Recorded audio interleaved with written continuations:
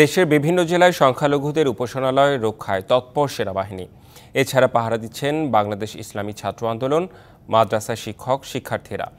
বিজয় উৎসবের মধ্যেই কিছু দুষ্কৃতিকারী সংখ্যালঘুদের উপাসনালয়ে হামলার চেষ্টা করে। সম্প্রীতি বজায় রাখতে রাত থেকে ইসলামী ছাত্র আন্দোলনের সদস্যরা বিভিন্ন মন্দিরের নিরাপত্তা নিশ্চিতে পাহারা বসান। মঙ্গলবার সকালেও সুনামগঞ্জে সংখ্যালঘুদের উপাসনালয় রক্ষায় মাদ্রাসার শিক্ষার্থী ও শিক্ষকদের পাহারা দিতে দেখা গেছে। ফজরের নামাজের পর তারা শহরের সংখ্যালঘুদের বিভিন্ন ধর্মীয় প্রতিষ্ঠানের সামনে জড়ো হন। এতে স্বস্তি ফিরেছে সংখ্যালঘুদের মনে। টাঙ্গাইলে সংখ্যালঘুদের নিরাপত্তা নিশ্চিতে কাজ করছে সেনাবাহিনী।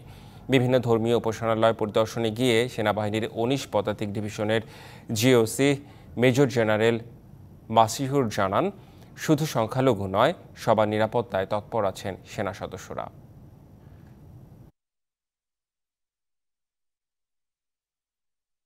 গতকাল থেকে আমাদের ছাত্র জনতা সংগঠন, ওলামায়ে কেরাম, ধর্মপ্রাণ মুসলমানরা বিভিন্ন মন্দির, গির্জা এগুলো পাহারা দিচ্ছেন। আমাদের ছাত্র আলেমুল আমাদের পক্ষ থেকে আমরা এই মন্দিরে আছি এবং প্রতিটা মন্দিরে আমাদের মাদ্রাসার ছাত্ররা, আলেমরা পাহারা দিচ্ছেন। যেহেতু এখনো সরকার কমপ্লিট গঠন করা হয়নি, এই ফাঁকটার মধ্যে যেন কেউ আইসা দুষ্কৃতিকে কোনো কিছু না করতে পারে এবং সুনাম যেন কোনো না করতে পারে, এই জন্য সবাই সচেষ্ট। এখন পর্যন্ত খুব শান্তি শৃঙ্খলা বজায় রাখছে।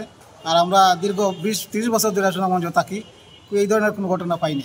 বাংলাদেশের হিন্দু, মুসলিম, বৌদ্ধ, খ্রিস্টান, পাহাড়ি সবাই আমরা এই দেশের মানুষ, সেখানে সংখ্যালঘু নাই। আমরা তাদের নিরাপত্তার জন্য আমাদের সর্বোচ্চ প্রচেষ্টা থাকবে।